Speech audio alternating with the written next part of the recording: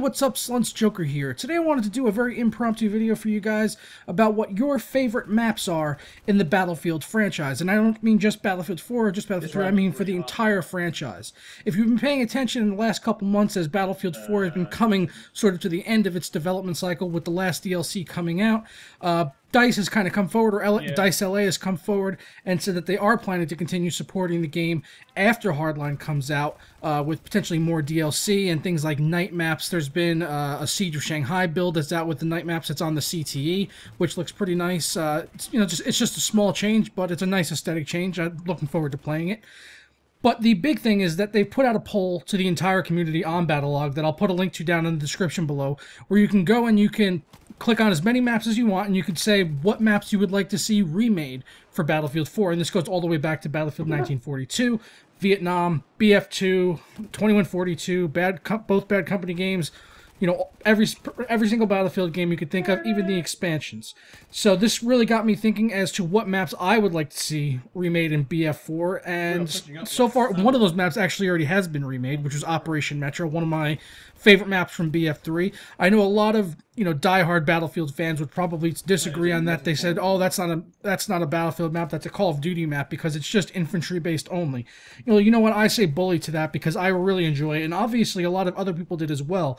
As you can see by looking at server browsers, you see tons of 24/7 servers for Metro still to this day back on BF3, as well as dozens on BF4 with no explosive 24/7 Metro servers and high ticket counts. And originally that was just because it was a really fast and easy way to level up because people just spam med bags and explosives and grenades, and you know that was pretty much it.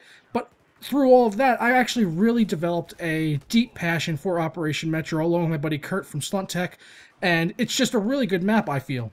A lot of people like to say that Metro isn't really a great tactical map, and I would really disagree on that. I love the using tactics and working with a squad to, you know, get down like smoke grenades and try to pull off really good flanks so you can get that epic back rage and come from behind the enemy. And that was really served well on BF4 with the very slight but very important changes they made to the map design by just giving you a few extra routes, like the side entrance that goes around the side of the left office across from lockers, the elevators that come up from the ground level, so you can use these different access routes to kind of get behind the enemy and try to give yourself a few more options as opposed to just going up the two escalators and then the right stairs by locker. This just opened it up a lot more, and even on 64-player servers now, it doesn't feel like a completely insurmountable task to get past the enemy, especially when you're on a server where explosives are disabled. I think that is kind of essential for this map to have explosives disabled because they just get spammed constantly, and that's, you know, another thing a lot of people complained about this map was the explosive spam, and I would agree with that point. So that's, you know, that's why it's great to have server browsers and, you know, servers like this where you can just disable, where the server manager can disable explosives and, you know, hopefully give you a good time going out there.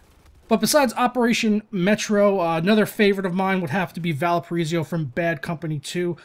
Just an absolutely fantastic rush map.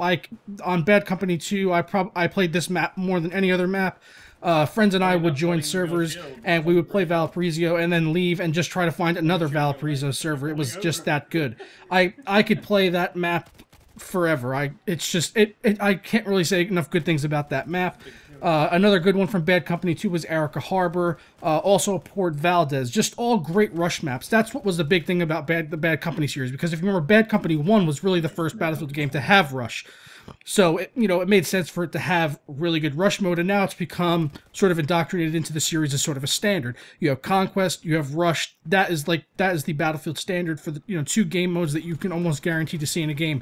Except in Hardline, they have Heist mode, which is kind of unfortunate because I'd like to see Rush mode come back, but it doesn't look like we're going to see that. And that really just makes me, you know, want Battlefield Bad Company 3 even more, because hopefully they do go back to that and just do really good rush maps. And what makes a good rush map? If you look at almost all the maps from Bad Company 2, what makes the great rush maps is that they're basically just all kind of straight roads or straight alleys. Like Metro is a decent rush map, although it's a little tight for rush in my opinion, especially with 64 people. I think it's better with 32 or 48. That's just my opinion. Maybe you differ on that. Let me know down below. But Oh, if you look at almost every single map in Bad Company 2 that was a good rush map, like Port Valdez, what is it? You start at the top of a hill, and it's just a straight road that wraps all the way around. Fantastic map. Valparaiso, also, you start up at the top of a hill with a helicopter and a UAV and a tank, and that's pretty much it, and then it's just a straight road that wraps all the way around. Erica Harbor, same thing. You just look at all these maps, it's just a straight road, and that's what serves Rush, because you're going from 2 points to the next 2 points to the next 2 points, and it just serves that mode really, really well. And with Battlefield 4, they went away from that, as you can tell by playing the game. It's just a lot of big open maps that were really geared towards Conquest Large and these big open scale battles, which a lot of people really like.